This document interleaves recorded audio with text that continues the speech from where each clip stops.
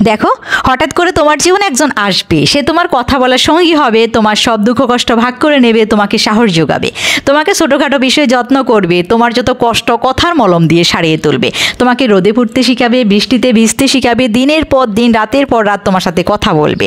সবচেয়ে বড় কথা হলো তোমাকে নতুন করে বাঁচতে শেখাবে। তখন তোমার মনে হবে, হ্যাঁ, এরকম একজন মানুষই আমি চেয়েছিলাম, অনেক বছর পর আমি তাকে পেয়েছি, আমার পাশে আছে এমন একজন।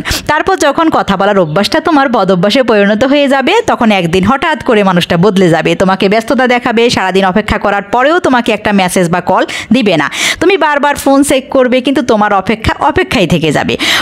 প্রথম দুই একবার কল করে তোমাকে বুঝাবে সে নিরুপায়, তার জীবনে খুব ব্যস্ততা, তাই সে তোমাকে সময় দিতে পারছে না। এরপর আস্তে আস্তে সব যোগাযোগ বন্ধ হয়ে যাবে, তুমিও বুঝতে পারবে সে আর তোমাকে সময় দিতে পারবে না, তাই তুমিও মেসেজ বা কল করে বিরক্ত করা বন্ধ করে দিবে। যে মানুষটির জন্য একদিন তুমি ডিপ্রেশন থেকে বেরিয়ে এসেছিলে, আবার সেই মানুষটির জন্যই তুমি আরও গভীর ডিপ্রেশনে চলে যাবে।